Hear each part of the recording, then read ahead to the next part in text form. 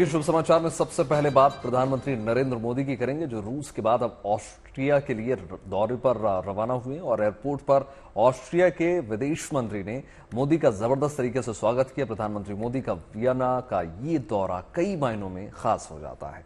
देखिए, दरअसल 41 साल से अधिक समय में ऑस्ट्रिया की यात्रा करने वाले नरेंद्र मोदी दूसरे प्रधानमंत्री हैं। इससे पहले 1983 में इंदिरा गांधी ने ऑस्ट्रिया का दौरा किया था।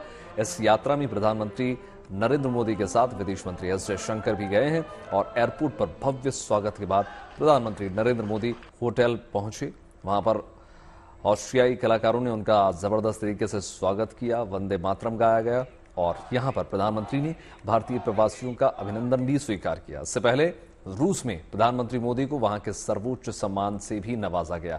प्रधानमंत्री मोदी के रूस दौरे की चर्चा दुनिया भर में है। अमेरिका तक प्रधानमंत्री मोदी के रूस दौरे पर बात हो रही है। तो चलिए आपको दिखाते हैं वियना में कैसे प्रधानमंत्री के पहुंचने पर जबरदस्त माहौल का रंग देखने को मिला।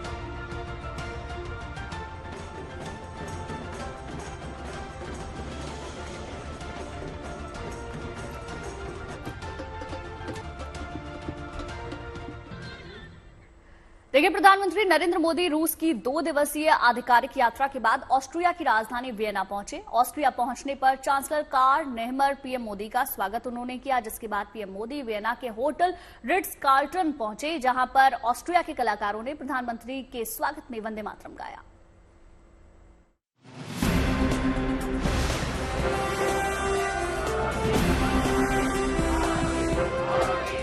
रूस की 2 दिन की यात्रा के बाद ऑस्ट्रिया पहुंचे पीएम मोदी का शानदार स्वागत हुआ। हवाई अड्डे पर ऑस्ट्रिया के विदेश मंत्री ने पीएम मोदी का स्वागत किया। इसके बाद पीएम मोदी का वियना के होटल में भारतीय समुदाय ने ग्रैंड वेलकम किया। क्या बच्चे, क्या बुजुर्ग, हर चेहरे पर पीएम मोदी को देखकर एक अलग ही चहक दिखी। बड़ों के साथ बच्चों में भी पीएम मोदी से मिलने का एक अलग ही उत्साह दिखा। प्रधानमंत्री मोदी ने भी बच्चों की मुराद पूरी की और उनके साथ अपनेपन से मिले। इस दौरान माहौल पूरी तरह भारत के रंग में रंग गया।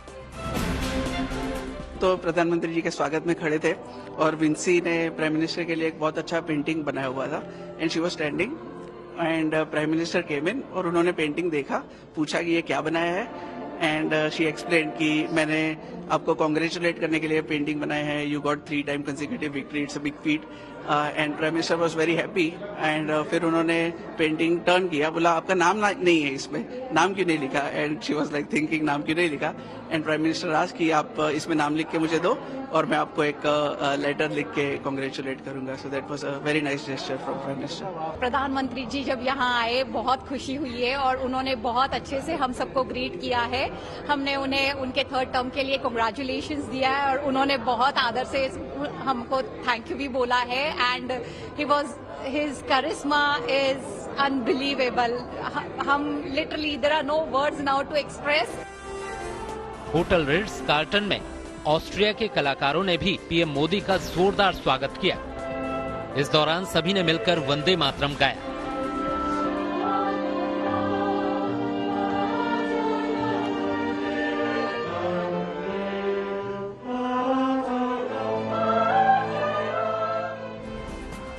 पिछले 40 सालों में ऑस्ट्रिया की यात्रा करने वाले पहले प्रधानमंत्री हैं नरेंद्र मोदी। लिहाजा इस यात्रा से दोनों देशों के बीच संबंधों को और मजबूती मिलने की उम्मीद है। इससे पहले 1983 में तत्कालीन प्रधानमंत्री इंदिरा गांधी ने ऑस्ट्रिया की यात्रा की थी। अपनी इस यात्रा में पीएम मोदी ऑस्ट्रिया के राष्ट्रपति अलेक्जेंडर वॉन डेर बेलन से मुलाकात करेंगे। इस दौरान दोनों नेताओं के बीच कई मुद्दों पर द्विपक्षीय वार्ता होगी। इससे पहले चांसलर कार्ल नेहमर ने भी पीएम मोदी से मुलाकात की। उन्होंने बड़ी गर्मजोशी के साथ पीएम मोदी का स्वागत किया और उनके साथ सेल्फी भी ली। दिन भर के व्यस्त कार्यक्रमों के बीच आज प्रधानमंत्री मोदी भारतीय समुदाय के लोगों को भी संबोधित करेंगे। इसके बाद शाम 8:15 पर भारत के लिए रवाना होंगे। Bureau report, good news today. तो देखिए, वियना पहुंचने से पहले रूस में प्रधानमंत्री मोदी का जिस तरीके से सम्मान किया गया, उसने एक बार फिर से भारत की बढ़ती साख को साबित कर दिया। रूसी राष्ट्रपति व्लादिमीर पुतिन ने प्रधानमंत्री नरेंद्र मोदी को रूस के सर्वोच्च नागरिक सम्मान से भी नवाजा। प्रधानमंत्री ने राष्ट्रपति पुतिन को धन्यवाद भी दिया। उन्होंने कहा कि ये 140 करोड़ भारतीयों का सम्मान है। प्रधानमंत्री ने यह भी कहा कि ये भारत और रूस के बीच सदियों पुरानी दोस्ती का प्रतिबिंब है। दो तस्वीरें आपको दिखा रहे हैं किस तरह से प्रधानमंत्री नरेंद्र मोदी का सर्वोच्च नागरिक सम्मान से उनको नवाजा गया और साथ ही साथ चर्चा जो जिस प्रकार की हुई द्विपक्षीय, वो भी आपको पहली तस्वीर में दिखा रहे हैं। भारत और रूस की दोस्ती बहुत पुरानी है, बहुत मजबूत है और उसकी तस्वीरें अपने आप में सब कुछ साबित करती हैं। सबसे वरिष्ठ और बड़े नेता कह सकते हैं व्लादिमीर पुतिन और प्रधानमंत्री नरेंद्र मोदी को, जो कंसेक्यूटिव विन करते हुए चले आ रहे हैं।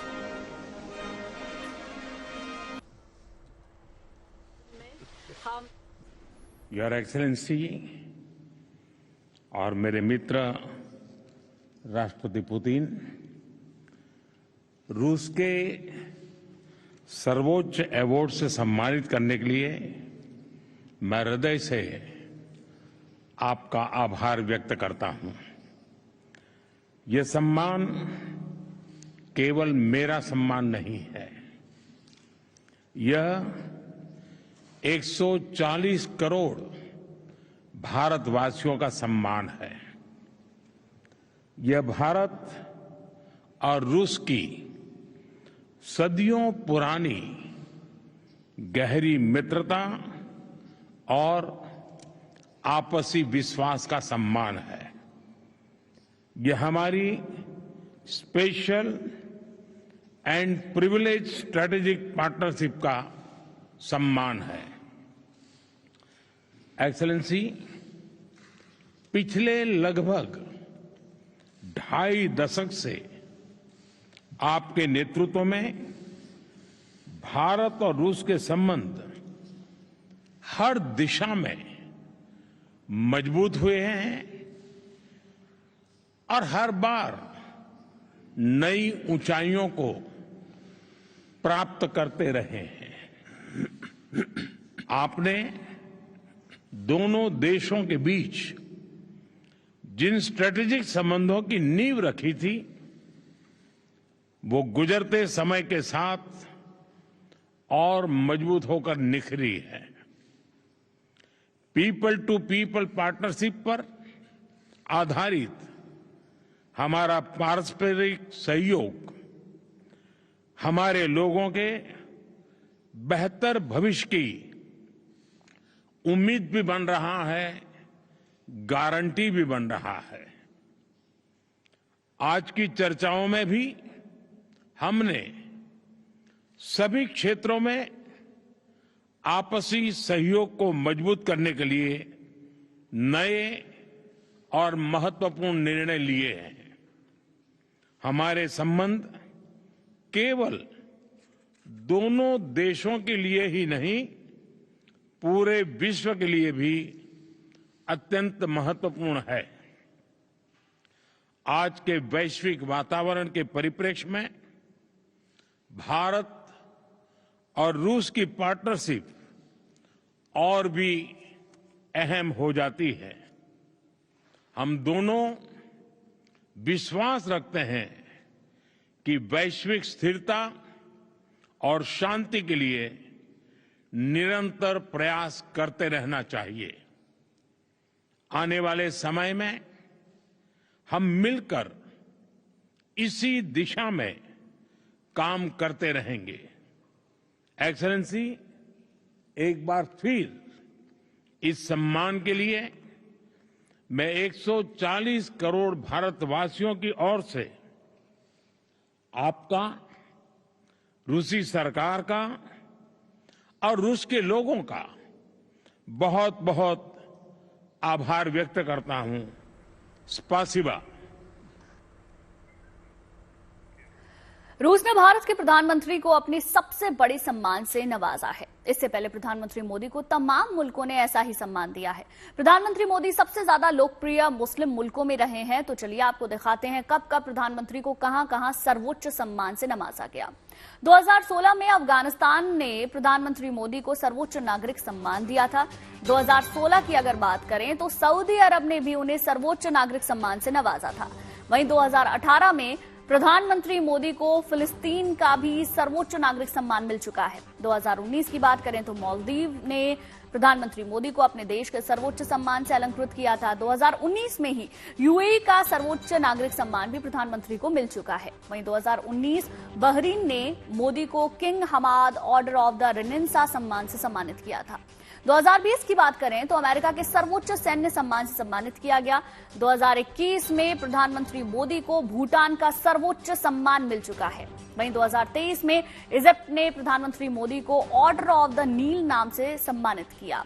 2023 की अगर बात करें तो पापुआ न्यू गिनी का सर्वोच्च सम्मान प्रधानमंत्री को मिल चुका है। 2023 में ग्रीस ने प्रधानमंत्री मोदी को सर्वोच्च सम्मान दिया। वहीं पिछले साल 2023 में companion of the order of Fiji सम्मान भी पीएम को मिल चुके हैं और उसके बाद एक और सम्मान प्रधानमंत्री को मिला है। बात कुछ और खबरों की होगी। बात बाढ़, बारिश और राहत की करेंगे। देश भर में मूसलाधार बारिश से जगह जगह जल जमाव हो रहा है। कहीं बाढ़ जैसे हालात उत्पन्न हो गए हैं तो कहीं बारिश में फंसे लोगों का रेस्क्यू ऑपरेशन युद्ध स्तर पर जारी है। बिहार, उत्तर प्रदेश, मध्य प्रदेश में बाढ़ बारिश का असर ज्यादा देखने को मिल रहा है। लेकिन अच्छी खबर देखिए यह है कि एनडीआरएफ और एसडीआरएफ के जवान मुस्तैदी के साथ अपने कार्य में जुटे हुए हैं। जरूरत पड़ रही है तो तुरंत रेस्क्यू ऑपरेशन चलाया जा रहा है। शारदा नदी का जलस्तर बढ़ने से उत्तर प्रदेश के कई गांव बाढ़ की चपेट में हैं। ऐसे में एनडीआरएफ, एसएसबी और पीएससी की टुकड़ियां स्थानीय प्रशासन के साथ मिलकर राहत और बचाव के मिशन में जुटी हुई हैं और लोगों को तत्कालीन मदद मुहैया कराई जा रही है। जरूरत पड़ने पर पीलीभीत में वायुसेना मोर्चा संभाला और 7 लोगों को बाकायदा एयरलिफ्ट करके बचाया गया। वहीं लखनऊ में दिन रात एनडीआरएफ के जवान राहत बचाव कार्य में जुटे हुए हैं। इसके अलावा वाराणसी और आसपास के जिलों में नदियों के बढ़ने के स्तर की निगरानी अब शुरू हो गई है, मॉनिटर किया जा रहा है। इसके लिए एनडीआरएफ की विशेष टीम को अलर्ट कर दिया गया है।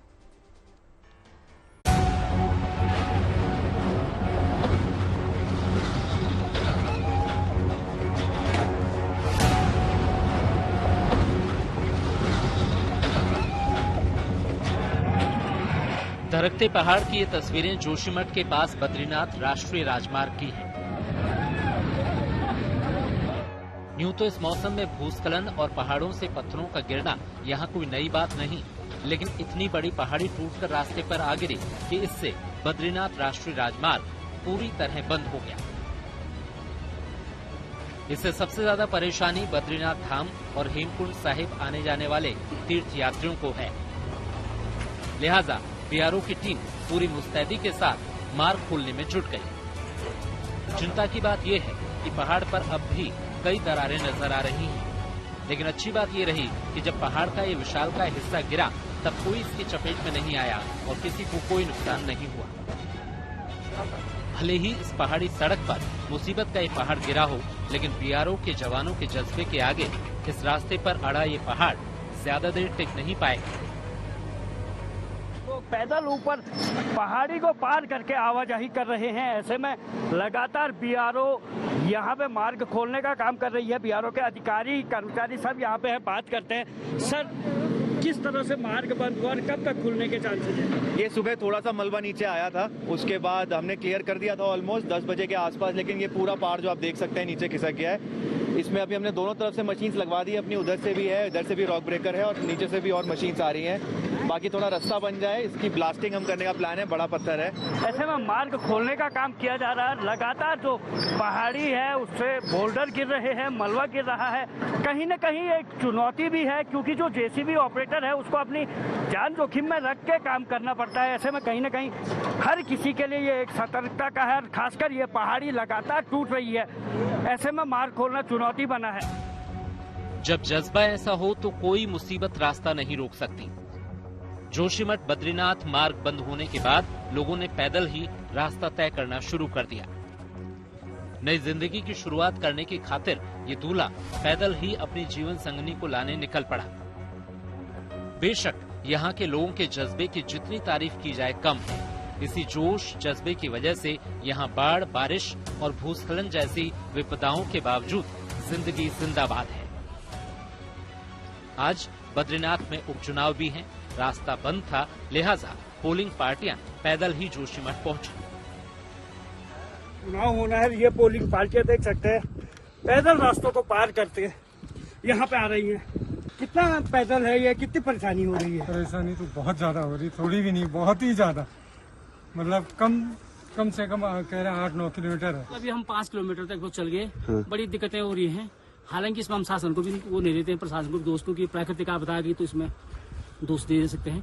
हाँ, व्यवस्थाएं बना रहे हो और मुझे लग रहा है कि हम लोगों को भी जानकारी नहीं है, उनको जानकारी है कहाँ से चढ़ने हैं। तस्वीरों में देख सकते हैं किस तरह से पोलिंग पार्टियां हैं और तीर्थ यात्री जो मार्ग के उस तरफ फंसे हैं या फिर जो स्थानीय लोग हैं वो इन जंगलों के रास्तों से खतरनाक खड़ी चढ़ाई पार करने के बाद ऊपर को आ रहे हैं। और इसके ठीक नीचे बद्रीनाथ हाईवे है जहां पे मार्ग टूटा हुआ है, लगातार भूस्खलन का दौर जारी है। पोलिंग पार्टियां जहां पूरे जज्बे और ईमानदारी के साथ अपनी ड्यूटी निभा रही हैं, वहीं यहां के वोटर्स को भी इनकी जिम्मेदारी का एहसास है। कहाँ जा रहे हैं आप लोग? हम कोसा जा रहे। क्यों? वोट देने जा रहे। तो कितने आफत में आए आप? हम बहुत ज्यादा आफत में आए, मगर हमने वोट देना है, अपना अधिकार का प्रयोग करना है। इस जज्बे के आगे बड़ी से बड़ी मुसीबत घुटने टेक देती है। यही वजह है कि चाहे पहाड़ दरके या बारिश बर्फबारी का दौर चले, जिंदगी की रफ्तार यहाँ नहीं थमती। जोशीमठ से कमल नयन सिलोड़ी के साथ bureau report, good news today.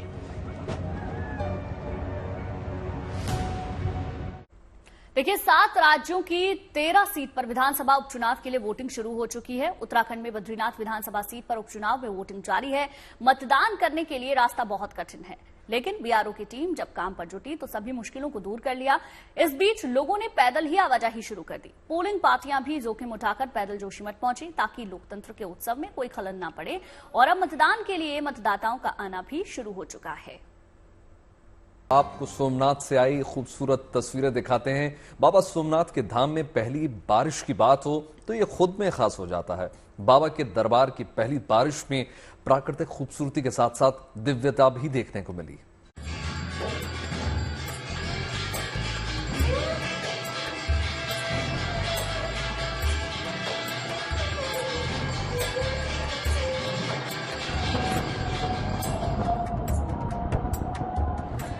बाढ़ और बचाव की तस्वीरों के बीच बारिश की ये शुभ तस्वीरें भव्यता और दिव्यता का एहसास कराने वाली हैं।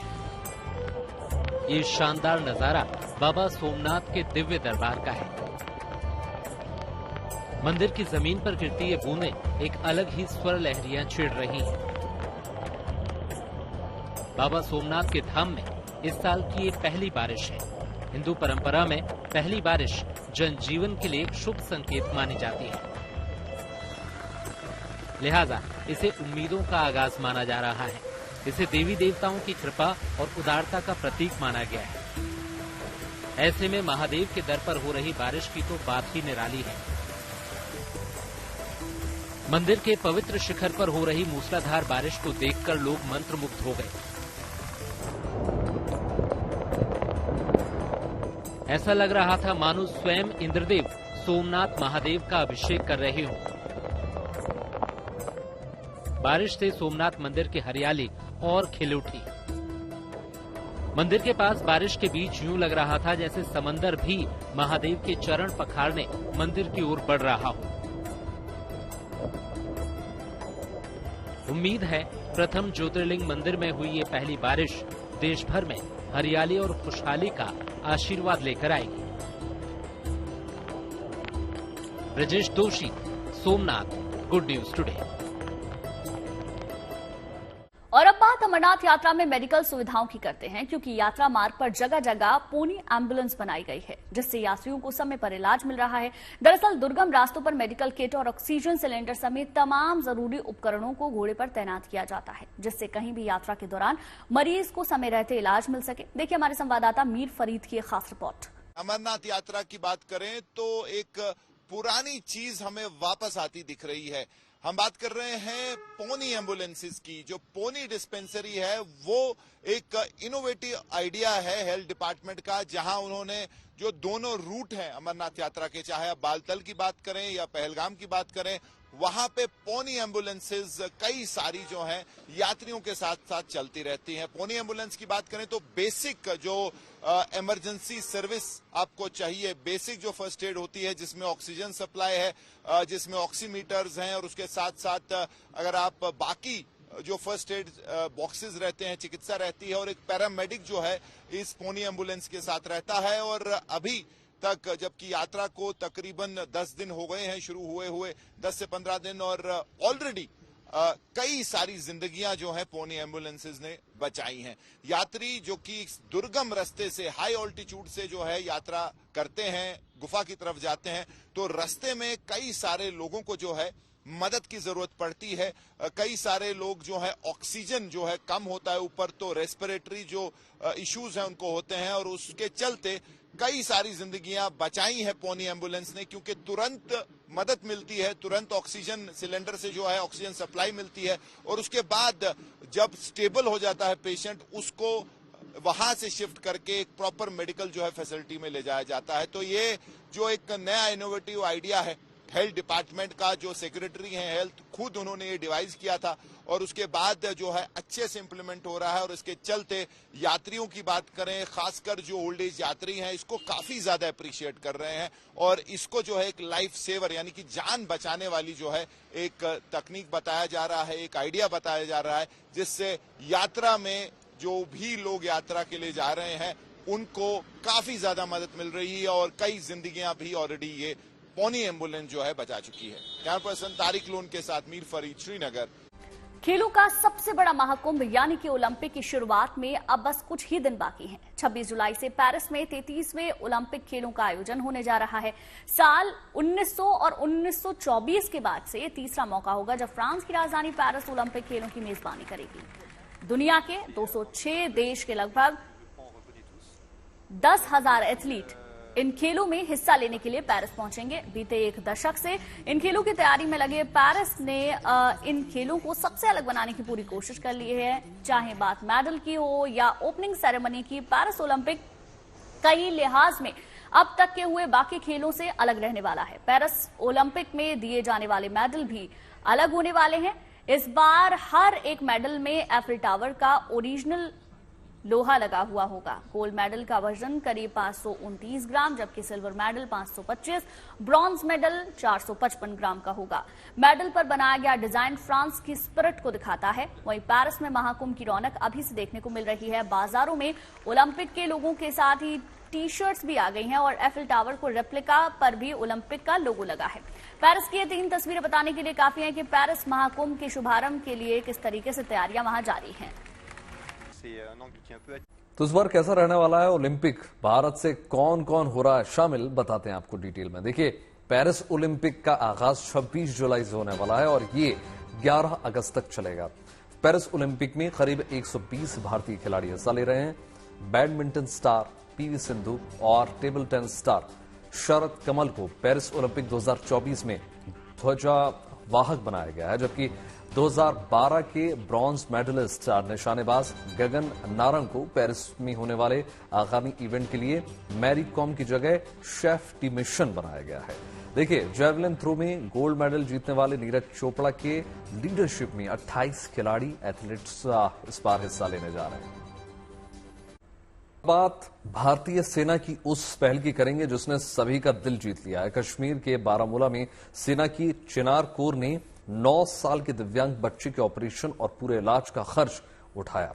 पहली बार दिल्ली के मशहूर army hospital research and referral अस्पताल में किसी सिविलियन की सर्जरी हुई है। पिता के पास इलाज और ऑपरेशन के लिए पर्याप्त पैसे नहीं थे, फिर भी बुरहान नाम का इस बेहद खास बच्चे की हार्ट ब्लॉकेज की समस्या दूर हो गई है।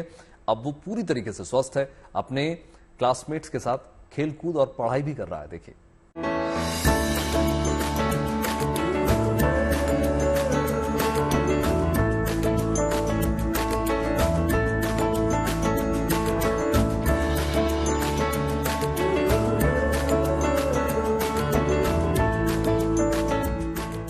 बेहद खास बच्चा है 9 साल का बुरहान, जिसकी रुचियां, व्यवहार, स्वभाव, IQ और समझ दूसरे सामान्य बच्चों से अलग है।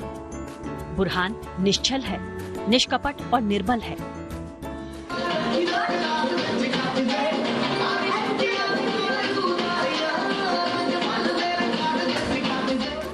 शारीरिक श्रम वाले कामों में बुरहान को किसी तरह की परेशानी नहीं होती। इसकी पसंद भी सामान्य बच्चों की तरह ही है। फिल्मी गानों पर जमकर थिरकता है। जो बच्चे इसकी तरह हैं, वो भी कदम से कदम मिलाते हैं।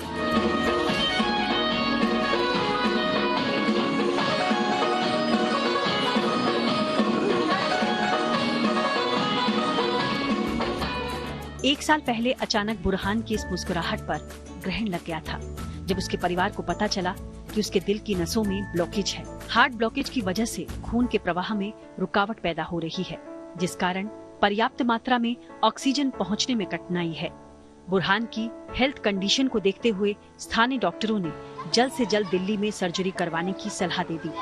ये समस्या तब और बड़ी हो गई जब पता चला कि हार्ट ब्लॉकेज को दूर करने वाली सर्जरी का खर्च करीब 12 से 13 लाख के बीच बैठेगा। दिल से जुड़े ऑपरेशन का खर्च सुनते ही बुरहान के परिवार के होश उड़ गए, क्योंकि बुरहान के पिता किसान हैं। खेती के जरिए बेहद मुश्किल से अपने परिवार का पालन पोषण कर पाते हैं। ऐसे में लाखों की सर्जरी, बारामूला से दिल्ली का सफर और इलाज के दौरान वहां रहने खाने का कुल खर्च सोचकर ही बुरहान के पिता अब्दुल मलिक परेशान हो उठे।